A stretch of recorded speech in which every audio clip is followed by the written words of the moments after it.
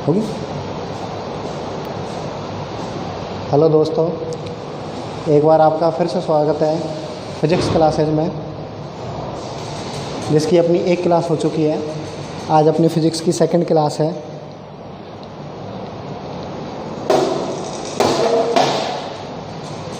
अपना वही chapter number first, जिसका नाम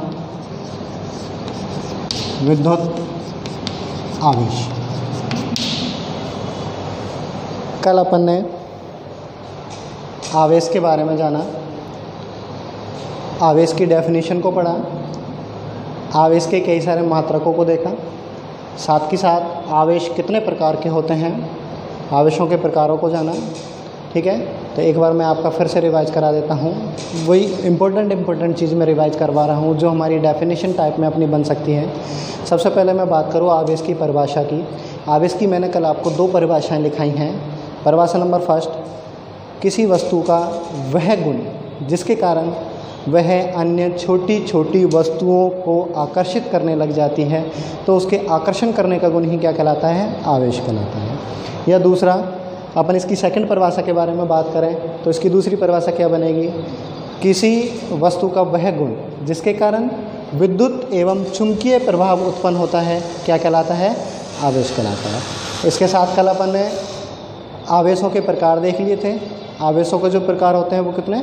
दो प्रकार के, धनात्मक आवेश और ऋणात्मक आवेश। साथ के साथ अपन ने एक्सपेरिमेंट किया था एक, उस एक्सपेरिमेंट में देखा था कि दो समान आवेश हैं, उन दो समान आवेशों में प्रतिकर्षण तथा यदि कोई दो विपरीत आवेश हैं तो उन विपरीत आवेशों में आकर्षण होता है। अर्थात यदि धनावेश धनावेश और ऋणावेश ऋणावेश हैं तो दोनों में परस्पर क्या होगा?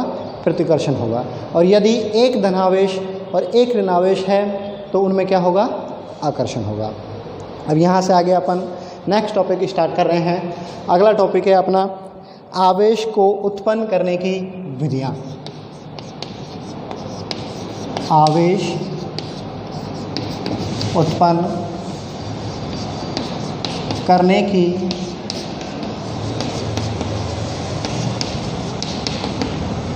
विधियाँ। आवेश को उत्पन्न करने की तीन विधियाँ हैं। नंबर 1, घर्षण द्वारा। नंबर 2, चालन द्वारा। नंबर 3, प्रेरण द्वारा। आवेश की अपनी तीन विधियाँ होती हैं, घर्षण द्वारा, चालन द्वारा और प्रेरण द्वारा। अपन तीनों विधियों को अपन डिटेल में पढ़ेंगे कि किस किस तरीके से अपन आवेश उत्पन्न कर सकते हैं और किस तरीके से आवेश अपन उत्पन्न नहीं किया जा सकता। तो सबसे पहले अपन घर्षण द्वारा बात करते हैं। घर्षण द्वारा आवेश किस तरीके से उत्पन्न किया जा सकता है? कल अपन ने चर्चा की थी, कांच की छड़ को रेशम के कपड़े से रगड़ा था, या एबोनाइट की छड़ को बिल्ली की खाल से रगड़ा था, या एम्बर नामक पदार्थ की छड़ को अपन ऊन के कपड़े से रगड़ा था। तीनों ही स्थितियों में वो छड़ क्या हो रही थी? आवेशित हो रही थी।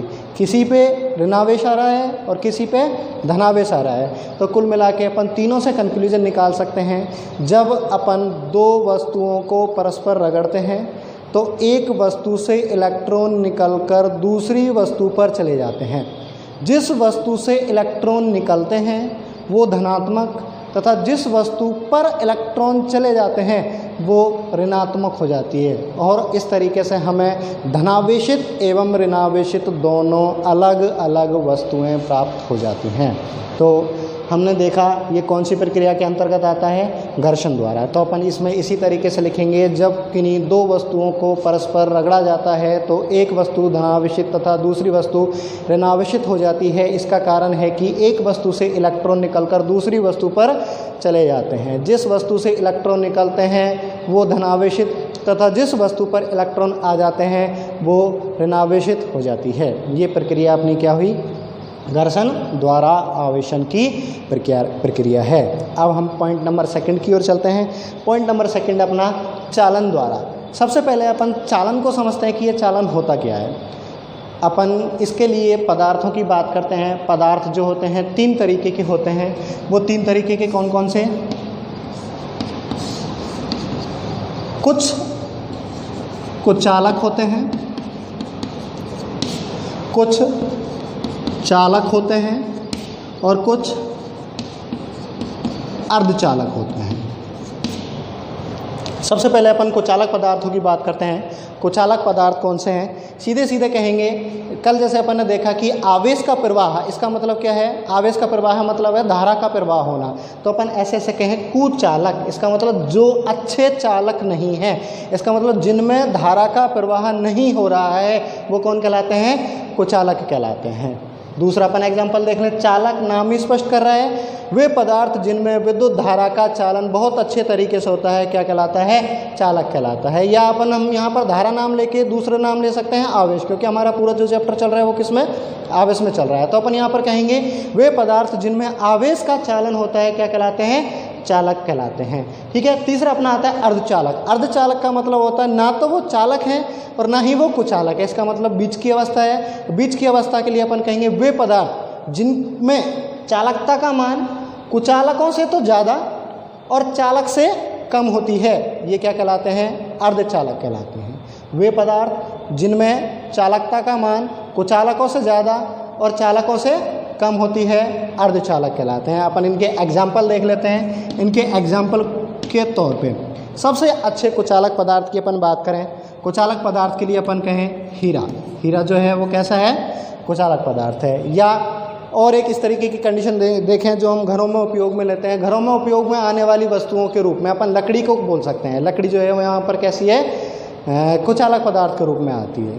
ठीक है। इसके अलावा हम चालकों में बात करें, चालकों की बात करें तो अपन देख रहे हैं हमारे घरों में जो भी बाइंडिंग हो रही है या ये कहें जो वायर लगे हुए हैं, इन वायरों में धारा प्रवाहित हो रही है। ये वायर या तो एल्यूमिनियम के मिलेंगे अपन को या कॉपर के मिलेंगे। तो यहाँ पर अच्छे से धारा का प्रवाह करने के कारण इनको क्या बोल देते हैं? चालक कह देते हैं। तो चालक का जो एग्जाम्पल आ गया वो क्या आ गया?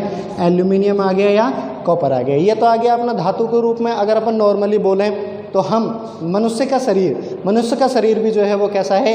एक अच्छा चालक है। तो यहाँ पर अपन एग्जाम्पल के रूप में ये भी बोल सकते हैं कि मनुष्य का शरीर भी क्या है? अच्छा चालक है। अर्धचालक के रूप में बात करें, अर्धचालक के रूप में जो धातु होती है जिनकी चालकता कुचालकों से अधिक और चालकों से कम होती है, वो होती है क्या? जर्मेनियम और सिलिकॉन। ये जो हैं ये कैसी होती हैं? अर्धचालक होती हैं। एक जर्मेनियम है, एक सिलिकॉन है। हमारा यहाँ पर फिलहाल अपन को केवल चालक वर्ड का मतलब समझना है, कुचालक और अर्धचालकों से कोई मतलब नहीं है हमारा, ये हम आगे डिटेल में पढ़ेंगे। फिलहाल अभी अपन बात करते हैं चालक की। वे पदार्थ जिनमें आवेशों का अच्छी तरीके से क्या हो जाए? प्रवाह हो जाए, क्या कहलाते हैं? चालक कहलाते हैं। अब चालक के लिए अपन क्या करते हैं? एक एक्सपेरिमेंट देखते हैं चालन विधि के लिए।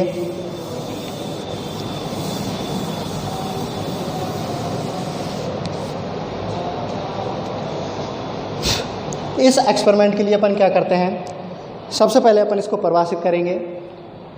देखो, चालन के लिए आवश्यक चीज़ है हमारी कि दो वस्तुओं का स्पर्श होना जरूरी है। यदि किन्हीं दो वस्तुओं को स्पर्श करें तो धारा प्रवाह हो जाए तो वो अच्छा चालक का एग्जाम्पल है। और यहाँ पर प्रेरण, तीन विधियाँ हैं अपनी। घर्षण में दोनों वस्तुओं को रगड़ना है। चालन में दो वस्तुओं को स्पर्श जरूर कराना है। यदि स्पर्श नहीं कराया तो वो चालन की विधि नहीं बनेगी। प्रेरण में यहाँ पर स्पर्श कराना जरूरी नहीं है। बिना स्पर्श कराए ही धारा का क्या हो जाता है? प्रवाह हो जाता है। आवेशों का क्या हो जाता है? प्रवाह हो जाता है। क्या कहलाता है? प्रेरण कहलाता है। अब हम बात अपन चालन की कर रहे हैं। चालन के लिए अपन क्या कर रहे हैं? एक कुचालक स्टैंड ले रहे हैं। कुचालक स्टैंड से मतलब क्या होता है? जो आवेशों का पृथ्वी के साथ कोई भी संपर्क ना रखे या आवेशों को पृथ्वी में नहीं जाने दे, कुचालक कहलाता है। अभी आपको बताया कुचालक की परिभाषा। कुचालक का मतलब क्या होता है? जो धारा को प्रवाह नहीं होने दे वो क्या कहलाता है? कुचालक। तो अपन ने क्या किया? एक कुचालक स्टैंड लिया है। कुचालक स्टैंड के लिए अपन ये इस तरीके से भरा हुआ बना देते हैं, जिससे अपन क्या पहचान करते हैं कि ये वस्तु कैसी है? कुचालक है। तो अपन यहाँ पर एक स्टैंड पर दो अलग अलग वस्तुएं ले रहे हैं। दो अलग अलग वस्तुओं से को अपन ने कुचालक स्टैंड पर रखा हुआ है। एक वस्तु जो है वो आवेशित है और एक वस्तु जो है वो अनावेशित है।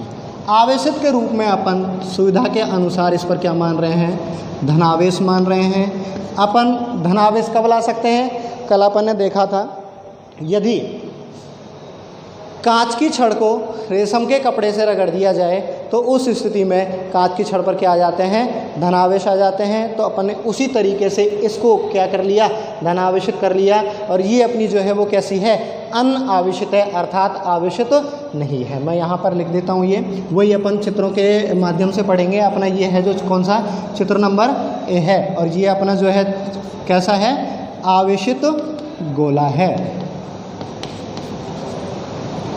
और ये अपना कैसा है, अनावेशित गोला है।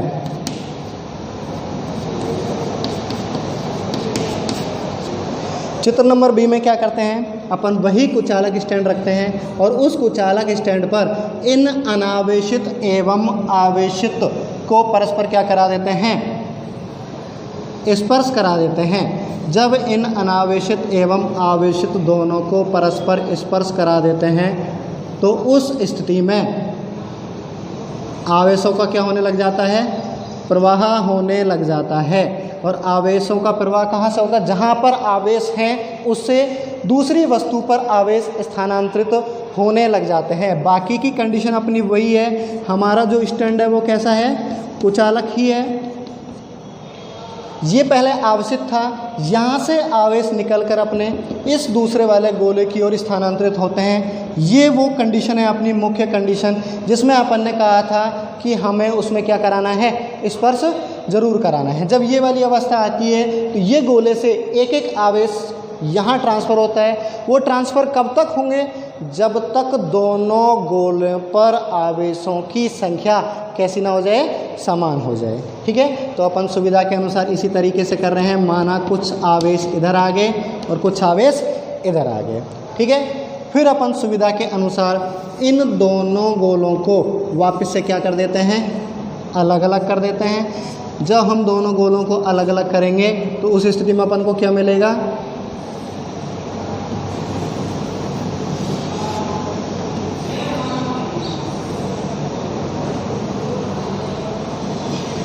दोनों के दोनों गोले कैसे हो गए, हमारे अलग अलग तरीके से आवेशित हो गए। और लगभग अपन ने जो आवेश दिखाए हैं वो कैसे दिखाए हैं, समान दिखाए हैं। ये अपना चित्र नंबर बी, ये अपना चित्र नंबर सी।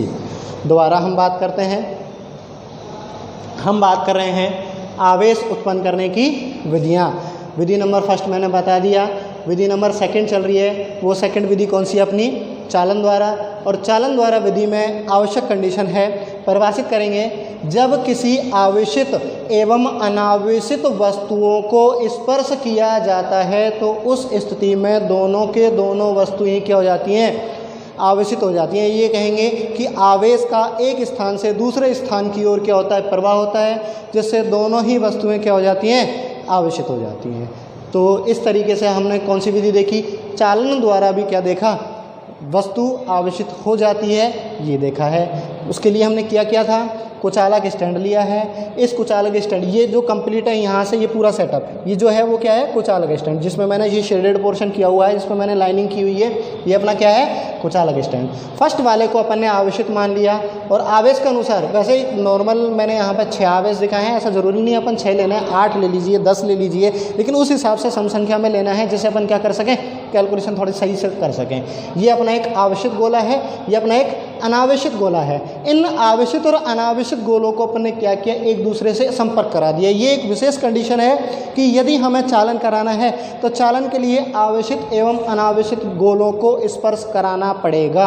यदि हमने इनको स्पर्श नहीं कराया तो हमारी ये वाली विधि द्वारा आवेशन नहीं होगा, वो विधि किसी दूसरी में ही चली जाएगी। तो हमने यहाँ क्या किया, स्पर्श कराया। स्पर्श करने पर इस वाले गोले से आवेश धीरे धीरे इसकी ओर स्थानांतरित हुए। तो दोनों गोलों पर मैंने लगभग समान समान आवेश दिखा दिए। इस पर भी 3 दिखा दिए, इस पर भी 3 दिखा दिए। और उसके बाद अपन ने क्या कर दिया, उन दोनों गोलों को वापस से अपनी प्रारंभिक अवस्था में ले आए, अलग अलग कर दिया, जिसके कारण ये भी कैसा हो गया, आवेशित हो गया, और ये भी कैसा हो गया, आवेशित। स्टार्ट हमने किया था अनावेशित और आवेशित लेके, और अपन यहाँ पर देख रहे हैं दोनों ही गोले कैसे हो गए, आवेशित हो गए। तो अपन कह सकते हैं कौन सी विधि द्वारा, चालन विधि द्वारा आवेशन हो जाता है। उम्मीद करता हूँ आपको ये अच्छे से समझ आया होगा।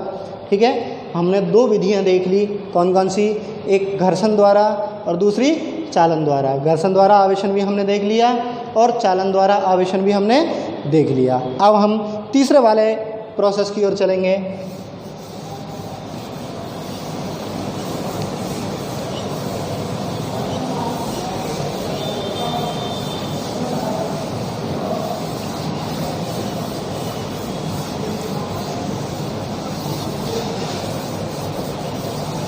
तीसरे वाले प्रोसेस में अपना कौन सा है, प्रेरण द्वारा। जैसा कि मैंने आपको बताया, चालन कराने के लिए स्पर्श करना जरूरी है, लेकिन प्रेरण कराने के लिए स्पर्श करना जरूरी नहीं है। केवल दूर से ही बोल के इस काम, सॉरी बोल के नहीं, बोल के तो हम बोल रहे हैं उस वजह से, केवल दूर से ही कुछ ऐसी प्रक्रिया होनी चाहिए जिससे ना तो उसको टच करना पड़े, ना उसको रगड़ना पड़े, और फिर भी क्या हो जाए, वो आवेशित हो जाए। इस तरीके की प्रक्रिया को कौन सा कहेंगे, प्रेरण द्वारा आवेशन कहेंगे। ठीक है, इसके लिए अपन क्या कर रहे हैं देखते हैं, वही चित्र के माध्यम से अपन इसको भी समझेंगे। प्रयोगों के पार्ट हैं, प्रयोगों के पार्ट के लिए अपन क्या कर रहे हैं, वही एक कुचालक स्टैंड ले रहे हैं। कुचालक स्टैंड इस प्रकार का स्टैंड होता है जो आवेशों का प्रवाह नहीं करता है। इस कुचालक स्टैंड पर हमने वही क्या ले लिया, एक गोला ले लिया। ठीक है,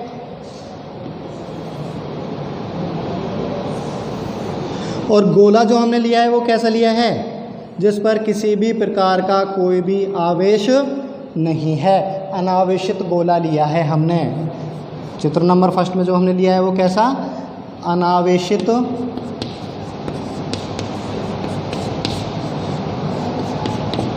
गोला। चित्र नंबर सेकंड में अपन क्या करते हैं, वही कुचालक स्टैंड, कुचालक स्टैंड पर वही अपना कैसा, अनावेशित गोला लेते हैं। इस अनावेशित गोले पर के पास में या तो हमको लेके आनी है एबोनाइट की छड़, या हमको लेके आनी है कांच की छड़।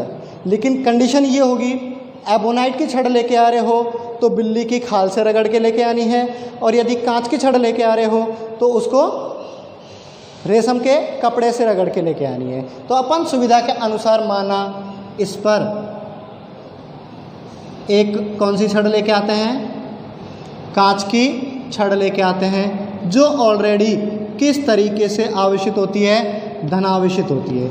एक चीज़ पे फोकस कीजिएगा, हमने स्पेशली कहा है कि प्रेरण विधि में स्पर्श करना जरूरी नहीं है। मैंने यहाँ पर ये स्पर्श नहीं कराई है। ठीक है, इस चीज़ को बिल्कुल दिमाग में बैठाना, चालन में स्पर्श होगा लेकिन प्रेरण में स्पर्श नहीं होगा। हम यहाँ पर कह रहे हैं कि ये वस्तु अनावेशित है। अनावेशित है इसका मतलब ये होता है कि यदि इसमें 3 धनावेश हैं तो इसमें 3 के 3 ही क्या होंगे, ऋणावेश होंगे। 3 के 3 ऋणावेश होंगे, उससे क्या है, एक धनावेश एक ऋणावेश को, एक धनावेश एक ऋणावेश को, एक धनावेश एक ऋणावेश को परस्पर क्या कर देगा, कैंसिल कर देगा। और कैंसिल करने के कारण यहाँ इसको कह सकते हैं क्या है, ये अनावेशित है। तो अपन गोले के अंदर इसी तरीके की व्यवस्था मान सकते हैं कि इसमें किसी भी प्रकार के आवेश उपस्थित नहीं है। इसको हम और चित्र को आगे बढ़ाते हैं। चित्र को आगे बढ़ाने के लिए अपन चित्र नंबर सी की ओर चलते हैं। वही अपना कुचालक स्टैंड पर पूरी की पूरी प्रोसेस चल रही है, और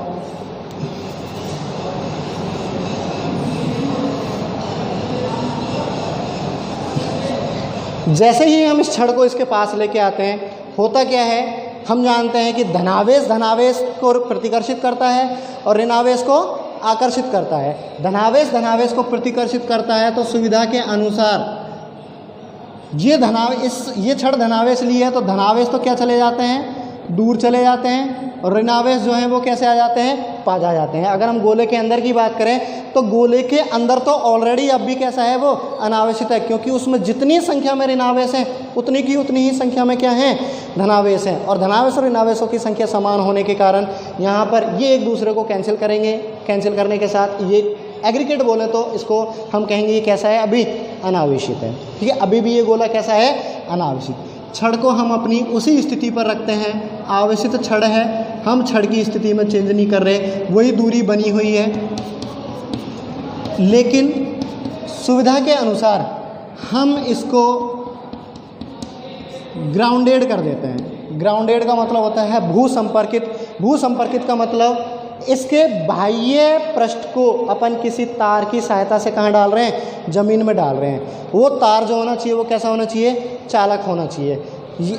तो उस स्थिति में अपन ये कहेंगे कि जमीन से इलेक्ट्रॉन निकलते हैं और ज़मीन से उतने ही इलेक्ट्रॉन निकलते हैं जितने इसको ज़रूरत है। तो यहाँ पर कितने इलेक्ट्रॉनों की ज़रूरत है, 3 इलेक्ट्रॉनों की ज़रूरत है, 3 ऋणावेश की ज़रूरत है। 3 ऋणावेश निकल के आते हैं, इस गोले के इस पृष्ठ पे आते हैं, एक एक धनावेश को कैंसिल कर देते हैं और कैंसिल करके जो ले दे के बचा रहेगा, इसमें कौन बचा रहेगा, ऋणावेश का ऋणावेश। जब इस तरीके से ग्राउंडेड कर देते हैं तो अपन डायरेक्ट नॉर्मल लैंग्वेज में बोले, होता तो प्रोसेस क्या है कि ऋणावेश ज़मीन से निकलते हैं और ऋणावेश ज़मीन से निकल के कहाँ आते हैं, गोले पर। तो सीधा सीधा अपन ये कहेंगे कि इस इधर वाले पृष्ठ पर जो स्थित आवेश है वो कहाँ चले गए, ज़मीन में चले गए। जब इस तरीके की कंडीशन बनेगी तो उस अवस्था में हमें ये अवस्था प्राप्त होगी।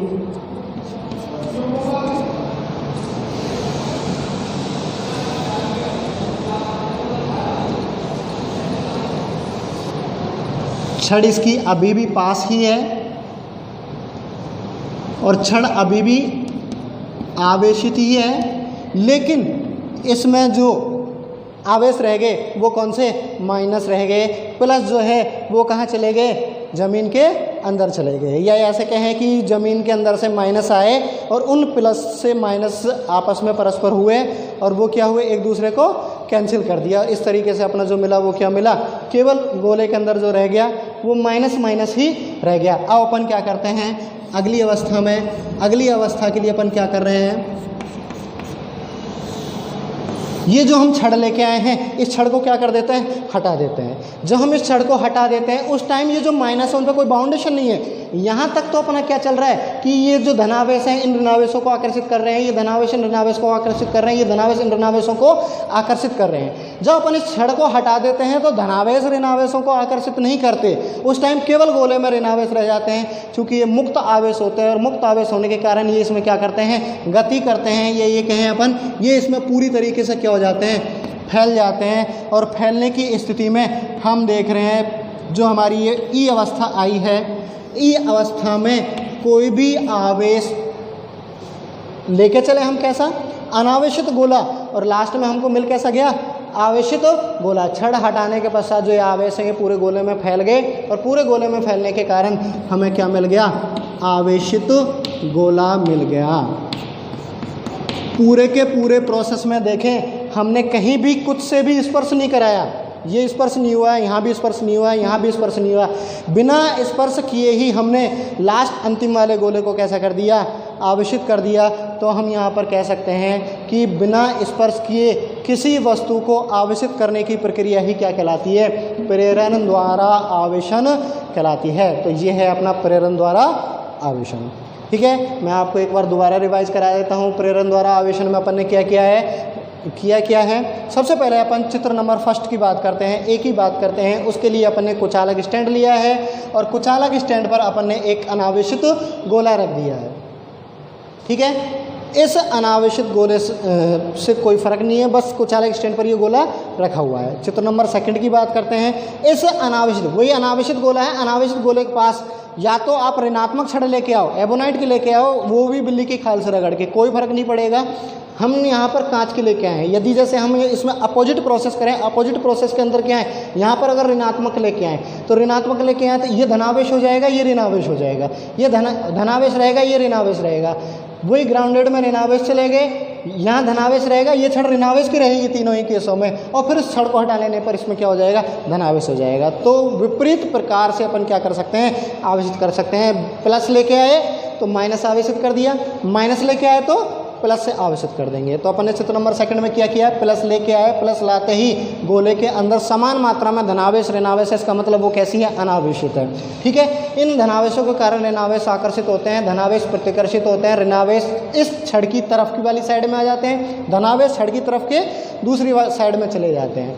तीसरे वाले प्रोसेस में अपना क्या होता है, अपन उसको ग्राउंडेड कर देते हैं। ग्राउंडेड कर देते हैं तो ज़मीन से इलेक्ट्रॉन निकलते हैं, ज़मीन से इलेक्ट्रॉन निकल के इसके इस वाले पृष्ठ पर आते हैं। उतने के उतने इलेक्ट्रॉन आएंगे जितने इसके पृष्ठ पर धनावेश है। 4 है तो 4, 3 है तो 3, 2 है तो 2। ये धनावेश उन ऋणावेशों से एक दूसरे से स्पर्श करेंगे और क्या हो जाएंगे, कैंसिल हो जाएंगे। ठीक है, उसके बाद अपन ग्राउंडेड को हटा देते हैं, लेकिन हमारी छड़ अभी भी मौजूद है। इसके कारण ये इसके एक छड़ की तरफ वाले पृष्ठ पर ही बने रहेंगे। और 5वीं अवस्था में अपन जैसे ही छड़ को हटा देते हैं, सारे के सारे आवेश क्या हो जाते हैं, इसमें पूरी तरीके से फैल जाते हैं। तो हम अनावेशित से क्या प्राप्त कर लेते हैं, आवेशित गोला प्राप्त कर लेते हैं, वो भी बिना स्पर्श किए।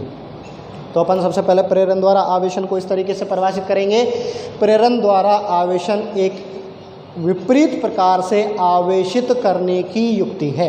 विपरीत प्रकार से क्यों, क्योंकि हम यहाँ पर कैसा लेके आए, प्लस छड़ लेके आए, तो हम आवेशित कैसा कर रहे हैं, माइनस, जिसमें चालक छड़ का और गोले का स्पर्श कराना आवश्यक नहीं है। इस विधि की सहायता से हम क्या कर सकते हैं, प्रेरण कर सकते हैं। तो ये हमारे 3 विधियां हैं। 3 विधियां कौन कौन सी हुई अपनी, एक घर्षण द्वारा, दूसरी चालन द्वारा और तीसरी प्रेरण द्वारा। तो अपन ने 3 विधियों की सहायता से क्या कर लिया, आवेश उत्पन्न करने की विधियां या आवेशों को उत्पन्न कर लिया। ये हमारे 3 विधियां कंप्लीट होती हैं।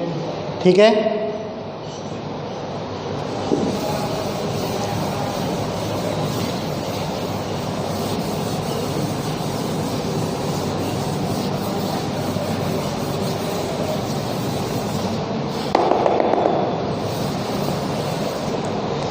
अब यहाँ पर मेरे एक प्रश्न का जवाब दीजिए।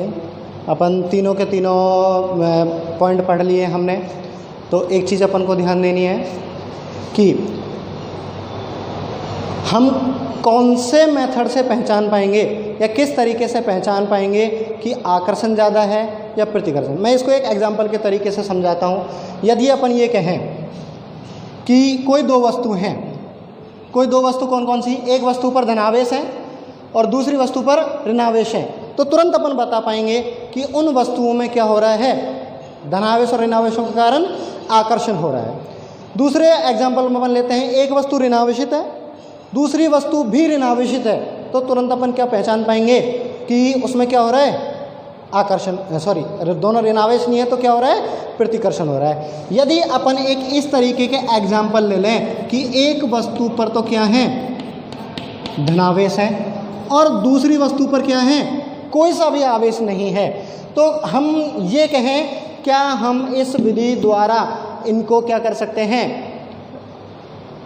ये पता लगा सकते हैं कि इनमें आकर्षण हो रहा है या प्रतिकर्षण हो रहा है। तो उसके लिए अपन क्या बताएंगे, इनमें क्या होगा, वो उस तरीके से इस प्रेरण जो अभी मैंने विधि पढ़ाई है इसकी सहायता से बता पाएंगे। जैसा कि अभी बताया कि ये धनावेशित वस्तु है, ये अनावेशित वस्तु है। धनावेशित वस्तु को जब अनावेशित वस्तु के पास आते हैं तो इसका मतलब इसमें समान संख्या में धनावेश और समान संख्या में क्या है, ऋणावेश है। ये धनावेश होने के कारण इसके इस वाले पृष्ठ पर तो क्या आ जाएंगे, धनावेश आ जाएंगे, और इस वाले पृष्ठ पर क्या आ जाएंगे, सॉरी उल्टा बोल दिया, इस वाले पृष्ठ पर क्या आ जाएंगे, ऋणावेश आ जाएंगे, इस वाले पृष्ठ पर क्या आ जाएंगे, धनावेश आ जाएंगे। इनको अपन वापस से क्या कर देंगे, ग्राउंडेड कर देंगे। ग्राउंडेड करने के कारण वही माइनस कहाँ चले जाएंगे, जमीन पर। तो उस स्थिति में अपन को गोला केवल और केवल कैसा मिल जाएगा, माइनस का। तो हम इनमें देखेंगे कि एक तो ये प्लस वाला और एक ये माइनस वाला, तो इनमें आकर्षण होगा या प्रतिकर्षण। तो अपन क्या जवाब दे सकते हैं, इनमें क्या होगा, आकर्षण। तो अपनी आकर्षण बताने के लिए या प्रतिकर्षण बताने के लिए हम यहाँ पर अलग अलग पॉइंट है। धनावेशित वस्तुओं के मध्य भी कुछ होगा, वो क्या होगा, प्रतिकर्षण होगा। धनावेशित ऋणावेशित वस्तुओं के मध्य भी होगा, वो क्या होगा, आकर्षण होगा। ऋणावेशित धनावेशित वस्तुओं के मध्य होगा, वो क्या होगा, वहाँ से अगेन आकर्षण होगा। ऋणावेशित वस्तुओं के मध्य होगा, वो भी क्या होगा, प्रतिकर्षण होगा। और धनावेशित और अनावेशित वस्तुओं के मध्य भी होगा, वो इनडायरेक्टली रूप से क्या होगा, आकर्षण होगा। ये यहाँ से एक क्वेश्चन निकल के आता है, यदि किसी धनावेशित वस्तु और अनावेशित वस्तु को पास लेकर आया जाए तो उनमें किस प्रकार की प्रक्रिया होती है। तो उस स्थिति में अपन देखते हैं धनावेशित वस्तु के पास जब अपन अनावेशित लेके आ रहे थे तो उस टाइम जितने ऋणावेश होते हैं उतने के उतने धनावेश होते हैं। धनावेशों को ग्राउंडेड कर देते हैं, वो जमीन में चले जाते हैं। केवल क्या बचते ऋणावेश। इस पर ऑलरेडी क्या है धनावेश, और हम जानते हैं धनावेश ऋणावेश में क्या होता है आकर्षण होता है। तो इससे अपन कह सकते हैं कि इनमें क्या होता है आकर्षण होता है। ठीक है, ये यहाँ से एक छोटा प्रश्न निकल के आता है। तो अब शायद आपको धनावेश धनावेश में, ऋणावेश ऋणावेश में, धनावेश ऋणावेश में और ऋणावेश धनावेश में कौन सी प्रोसेस होती है ये अच्छे से समझ आया होगा। और धनावेश अनावेश में या ऋणावेश अनावेश में, ये आप इसका आप जवाब दे सकते हो कि इनमें क्या होता है क्या नहीं।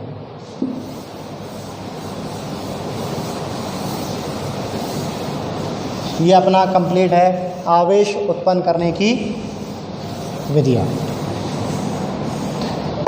नेक्स्ट टॉपिक अपन स्टार्ट करते हैं। नेक्स्ट टॉपिक में क्या कि ये तो हुआ कि कोई वस्तु आवेशित तो कर दी, लेकिन ये चेक करने के लिए कि वो वस्तु आवेशित हुई है या नहीं, या कौन से तरीके से आवेशित हुई है, इस चीज़ का पता लगाने के लिए कुछ तो यंत्र चाहिए होता है। तो हमारे सिलेबस में जो दिया हुआ है वो क्या है विद्युतदर्शी। अपना नया टॉपिक शुरू होता है, वो टॉपिक क्या है विद्युतदर्शी। तो सबसे पहले अपन विद्युतदर्शी को परिभाषित करेंगे। एक एक्सपेरिमेंट टाइप में ही अपन इसको पढ़ेंगे। विद्युतदर्शी क्या चीज़ है सबसे पहले इसको सुनिए।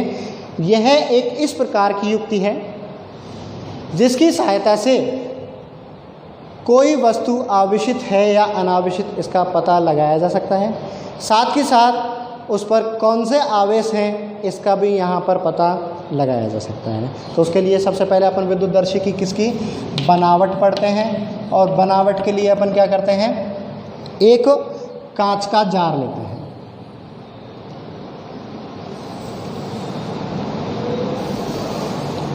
ये हमने क्या ले लिया, कांच का जार ले लिया है। इस कांच के जार पर यहाँ पर कॉर्क लगा हुआ होता है। इस कॉर्क से होते हुए इसके अंदर एक धातु की छड़ होती है। ये ज़रूरी है, यदि हमें ऐसे पता लगाना है तो उसमें क्या लेना है धातु की ही छड़ लेनी है। साथ ही साथ इस धातु की छड़ पर अपन एक धातु की घुंडी रख देते हैं। ठीक है, ये भी एक किसकी बनी हुई होगी, धातु की ही बनी हुई होगी। साथ ही साथ इस धातु की छड़ का जो निचला सिरा है, इन निचले सिरों पर सोने की पत्तियां लगा देते हैं। स्वर्ण पत्ती इनको बोलते हैं। मैं एक बार इन पे यहाँ पर लिख देता हूँ क्या क्या लिया है अपन ने। तो ये है अपना क्या, कांच का जार। ये जो है अपनी, ये हैं स्वर्ण पत्तियाँ। देखो यहाँ पर मैं आपको एक बार और अगेन बता दूँ, अपन यहाँ पर कह रहे थे कि हमें धातु लेना है। धातु अच्छी चालक होती है। धातुओं में भी अच्छी चालक के रूप में अपन यहाँ पर जो ले सकते हैं वो तांबा ले सकते हैं, एल्यूमिनियम ले सकते हैं, चांदी ले सकते हैं, सोना ले सकते हैं। ठीक है, जिसमें सबसे अच्छी बेस्ट जो चालक होती है सोना बहुत अच्छा चालक है। साथ के साथ इसकी एक खास बात होती है, इसमें तन्यता का गुण बहुत अच्छा पाया जाता है। इसमें आघात वर्धनीयता का गुण बहुत अच्छा पाया जाता है। इसका मतलब यदि अपन सोने के पतले तार बनाने चाहें ना, तो इसके बजाय अन्य धातुओं के इसके सबसे अधिक पतले तार बना सकते हैं। और अब हमको यहाँ पर पतला इसलिए लेना है कि क्योंकि बहुत जल्दी रिएक्शन देखना है अपन को। और बहुत जल्दी रिएक्शन कब, अगर हम बहुत अच्छे से अच्छी चीज़ लें, और वो अच्छे से अच्छी चीज़ क्या है, स्वर्ण पत्तियाँ। ये हमारी जो है ये क्या है, धातु की छड़। ये हमारा कॉर्क है। कॉर्क से छड़ को रोकने के लिए काम आती है। ये हमारा धात्विक घुंडी बोल लीजिए या धात्विक नौ बोल लीजिए, जो भी अपन कहना चाहें। अब प्रोसेस देखते हैं अपन करते क्या है कि हम कैसे पहचानेंगे कि कोई वस्तु आवेशित है या अनावेशित है या क्या चीज़ है। तो स्टार्ट में अपन क्या करते हैं कि हम ज्ञात वस्तु लेके आते हैं। ज्ञात वस्तु से मतलब हमें पता है यदि कांच की छड़ को रेशम के कपड़े से रगड़ दिया जाए तो कांच की छड़ पर किस तरीके के आवेश आ जाएंगे? धनावेश आ जाएंगे। तो सर्वप्रथम अपन क्या कर रहे हैं, इसके पास जो लेके आ रहे हैं वो क्या, कांच की छड़ लेके आ रहे हैं, और कांच की छड़ को अपन को इससे स्पर्श कराना है। हम जो लेके आए वो क्या, कांच की छड़ लेके आए, और कांच की छड़ पर आवेश है कौन से, धनावेश, और हमने कांच की छड़ को धात्विक नॉब से क्या करा दिया, स्पर्श करा दिया।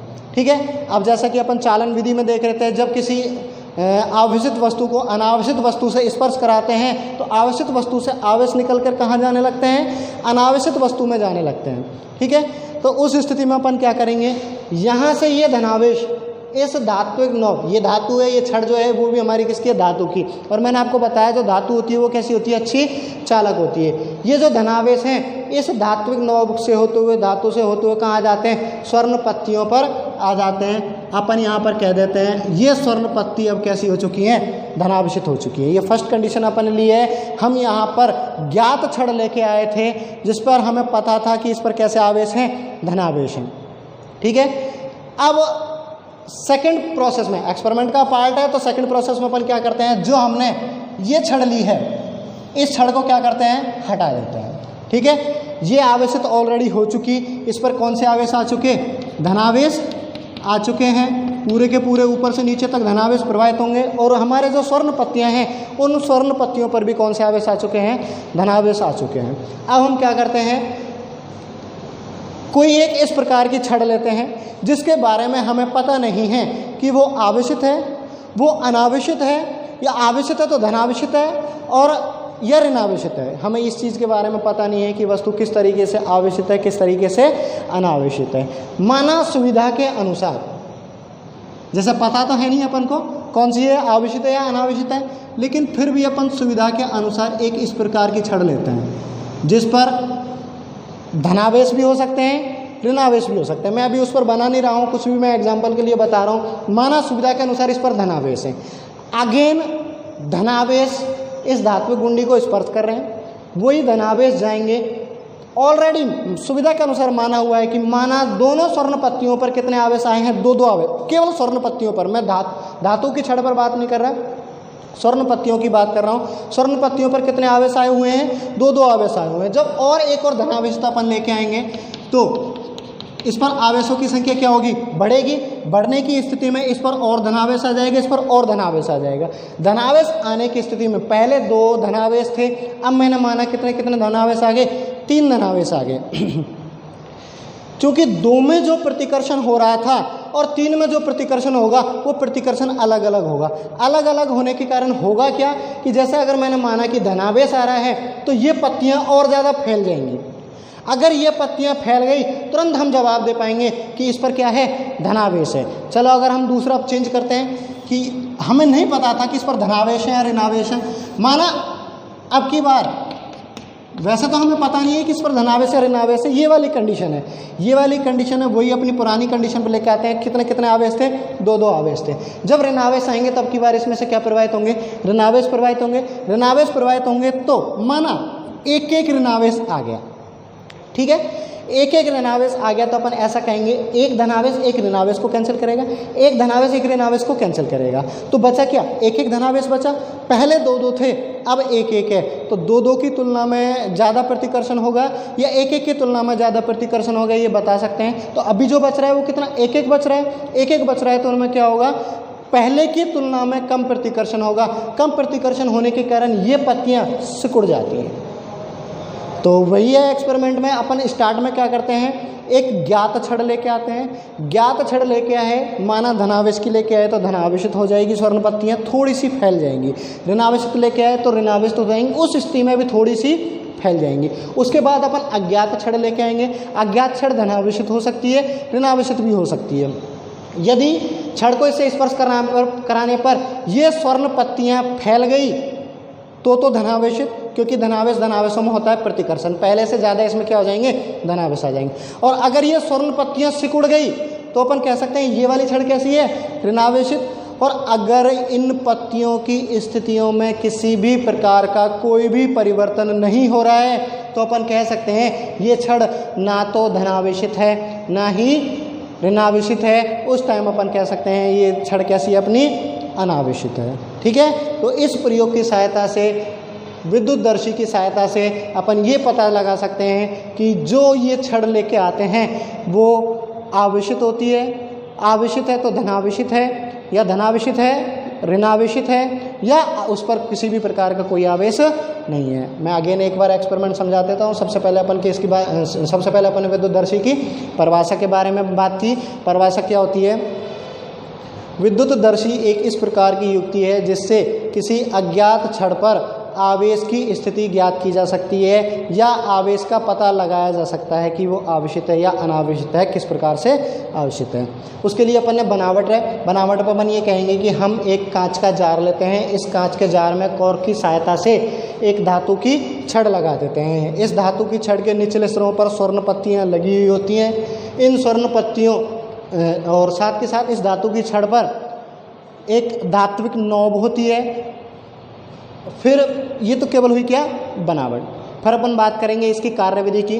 कार्यविधि में सबसे पहले क्या करते हैं, एक ज्ञात छड़ लेके आते हैं। ज्ञात छड़ के रूप में अपन यहाँ पर धनावेशित भी लेके आ सकते हैं, ऋणावेशित भी लेके आ सकते हैं। यदि अपन धनावेशित लेके आएंगे तो ये पूरी की पूरी छड़ कैसी हो जाएगी? धनावेशित हो जाएगी। इन स्वर्ण पत्तियों पर भी कैसे आवेश आ जाएंगे? धनावेश आ जाएंगे। यदि हम ऋणावेश लेके आएंगे तो ये पूरी की पूरी छड़ कैसी हो जाएगी? ऋणावेशित हो जाएगी। इन स्वर्ण पत्तियों पर भी कैसे आवेश आ जाएंगे? ऋणावेश आ जाएंगे। ठीक है, तो सबसे पहले अपन इन स्वर्ण पत्तियों को धनावेशित या ऋणावेशित करते हैं। तो अपन ने एक प्रोसेस के तहत माना सुविधा के अनुसार ये धनावेशित लेके आए थे, तो ये कैसे कर ली? धनावेशित कर ली। अब हम यहाँ पर कौन सी लेके आते हैं? अज्ञात छड़ लेके आते हैं। जैसे हमें नहीं पता कि वो धनावेशित है या वो ऋणावेशित है, माना हम जो लेके आए वो कौन सी लेके आए? धनावेशित। जैसे ही धनावेशित को धात्विक गुंडी से स्पर्श कराएंगे, आवेशों का प्रवाह होगा। आवेशों का प्रवाह होकर कहाँ आएंगे? वो छड़ पर आएंगे। छड़ पर धनावेशों की संख्या पहले की तुलना में बढ़ जाएगी। बढ़ने के कारण ये पत्तियां अपने आप हमको क्या हो जाएंगी? फैलती हुई नजर आएंगी। यदि ये पत्तियां फैल गई तो अपन कह सकते हैं कि जो हम छड़ लेके आए थे वो कैसी है?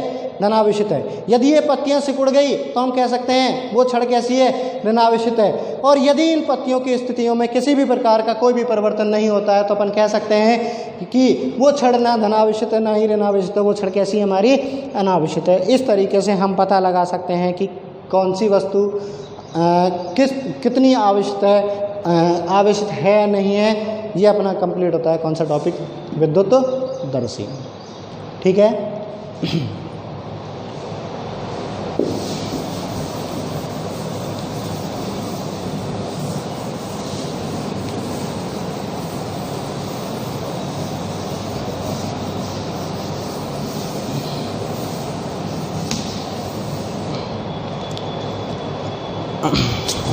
एक छोटा सा पॉइंट और कर लेते हैं आज। नेक्स्ट हेडिंग में पढ़ता है। अपन ने देखो कई सारे पॉइंट पढ़े हैं। अपन ने आवेश पढ़ा है, आवेशों के प्रकार पढ़े हैं, आवेशों को उत्पन्न करने की विधियां, और चौथा पॉइंट जो अपन ने पढ़ा है वो विद्युतदर्शी पढ़ा है कि किस तरीके से हम पहचान कर पाएंगे कि कोई वस्तु आवेशित हुई है या नहीं हुई। छोटा सा पॉइंट अपन यहाँ पर पढ़ लेते हैं। आवेशों के या आवेश के गुण, जो भी अपन बोलना चाहें।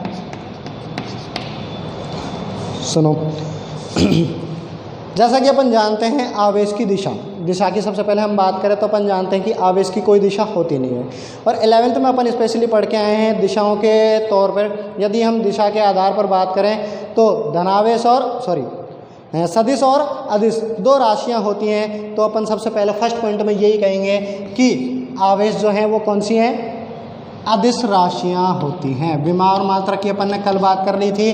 सदिश की बात करें तो आवेश जो राशि होती है वो कैसी राशि होती है? अदिश राशि होती है। तो सबसे पहला गुण हुआ इसका, आवेश जो होती है वो कैसी राशि होती है? अदिश राशि होती है। सेकंड पॉइंट के बारे में मैं बात करता हूँ। जैसा कि अपन आवेश की परिभाषा में कह रहे थे, किसी वस्तु का वह गुण जिसके कारण विद्युत एवं चुंबकीय क्षेत्र उत्पन्न होता है या विद्युत एवं चुंबकीय प्रभाव उत्पन्न होता है, आवेश कहलाता है। तो आवेश का यही गुण होता है। यदि आवेश स्थिर अवस्था में है तो विद्युत क्षेत्र उत्पन्न करेगा, और यदि आवेश गतिशील अवस्था में है तो उस टाइम पे चुंबकीय क्षेत्र उत्पन्न करेगा। मैं अगेन रिपीट करता हूँ इस चीज़ को, स्थिर आवेश केवल और केवल विद्युत क्षेत्र उत्पन्न करता है, लेकिन गतिशील आवेश चुंबकीय क्षेत्र उत्पन्न करता है, साथ में विद्युत क्षेत्र भी उत्पन्न करता है। अगेन रिवाइज करा देता हूँ, स्थिर आवेश केवल विद्युत क्षेत्र उत्पन्न करता है, लेकिन गतिशील आवेश विद्युत क्षेत्र के साथ साथ चुंबकीय क्षेत्र भी उत्पन्न करता है। एग्जाम में बहुत क्वेश्चन आता है कि चुंबकीय क्षेत्र किसके कारण उत्पन्न होता है, तो एक ही ऑप्शन है, किसके कारण, गतिशील आवेश के कारण। ये चीज़ अपन को याद रखनी है, गतिशील आवेश के कारण कौन सा क्षेत्र उत्पन्न होता है, चुंबकीय क्षेत्र। अभी लास्ट टाइम के एग्जाम में भी यही प्रश्न आया है। चौथे पॉइंट की बात करें, आवेश के साथ द्रव्यमान जुड़ा हुआ होता है। इसका चौथा पॉइंट है, आवेश के साथ द्रव्यमान जुड़ा होता है। कैसे, इसको मैं आपको समझाता हूँ कि आवेश के साथ द्रव्यमान कैसे जुड़ा हुआ है। जैसे अपन कहते थे कोई दो वस्तु है, एक वस्तु ये है, एक वस्तु ये है, इन दोनों को हमने क्या करा दिया, परस्पर रगड़ दिया। रगड़ने से एक वस्तु से इलेक्ट्रॉन इस पर स्थानांतरित हो गए, एक वस्तु से इलेक्ट्रॉन इस पर स्थानांतरित हो गए, तो इस पर हम कहेंगे कि कौन सा चार्ज आ गया, माइनस, और इस पर कौन सा चार्ज आ गया, धनावेश। मतलब यहाँ से तो कुछ निकल के इधर गया है, इससे तो वजन घटा है क्योंकि कुछ निकल के इधर चला गया। प्रोटॉन, इलेक्ट्रॉन, न्यूट्रॉन, इनके सभी के द्रव्यमान होते हैं। जैसा कि आप जानते होंगे परमाणु होता है, परमाणु में नाभिक होता है, नाभिक में प्रोटॉन और न्यूट्रॉन होता है, इलेक्ट्रॉन उसके चारों ओर चक्कर लगाते रहते हैं। प्रोटॉन पर आवेश होता है जो धनावेश होता है, इलेक्ट्रॉन पर जो आवेश होता है वो ऋणावेश होता है, और न्यूट्रॉन पर जो आवेश होता है वो कोई भी आवेश नहीं होता, आवेश रहित होता है। मैं इनके मान बताऊँगा। प्रोटॉन का मान जो होता है, यदि हम आवेश की बात करें, 1.6 × 10⁻⁻19 होता है कूलाम में। इलेक्ट्रॉन पर आवेश की बात करें, 1-1.6 × 10⁻⁻19 होता है। यदि प्रोटॉन के द्रव्यमान की बात करें, 1.67 × 10⁻27 किलोग्राम होता है। इलेक्ट्रॉन के द्रव्यमान की बात करें, 9.1 × 10⁻31 किलोग्राम होता है। मैं नेक्स्ट क्लास में आपको ये जो मान है वो ज़रूर लिखाऊंगा। यहाँ पर अपन कह रहे हैं कि इससे इलेक्ट्रॉन निकल के इधर चला गया। जब इलेक्ट्रॉन निकल के जाएगा तो सीधी सी बात है कुछ घट गया इससे। मैंने इलेक्ट्रॉन का द्रव्यमान बताया 9.1 × 10⁻31 किलोग्राम, तो कम से कम ये तो घट गया। तो अपन कह सकते हैं जो आवेश जाएगा तो कौन जाएगा, द्रव्यमान भी जाएगा। ये इसका चौथा पॉइंट। एक पॉइंट के बारे में और पढ़ लेते हैं अपन। जैसा कि अपन ने कहा, स्थिर आवेश कौन सा क्षेत्र, विद्युत क्षेत्र। गतिशील आवेश कौन सा क्षेत्र, विद्युत और चुंबकीय क्षेत्र। और एक है, यदि कोई आवेश परिवर्ती वेग से गतिशील है, परिवर्ती वेग से गतिशील आवेश ना तो विद्युत क्षेत्र उत्पन्न करता है ना ही चुंबकीय क्षेत्र, ये अलग ही उत्पन्न करता है। ये उत्पन्न करता है विद्युत चुंबकीय तरंग। परिवर्ती वेग से गतिशील आवेश जो है वो कौन सी, विद्युत चुंबकीय तरंग उत्पन्न करता है। ये आवेशों के कुछ गुण होते हैं। आवेश एक सदिश राशि है। स्थिर आवेश विद्युत क्षेत्र उत्पन्न करता है, गतिशील आवेश चुंबकीय क्षेत्र और विद्युत क्षेत्र दोनों उत्पन्न करता है। परिवर्ती वेग से गतिशील आवेश विद्युत चुंबकीय तरंग उत्पन्न करता है, और आवेश के साथ साथ द्रव्यमान भी जुड़ा हुआ होता है। यहाँ तक अपनी आज की क्लास समाप्त करते हैं। नेक्स्ट अपन अगली क्लास में।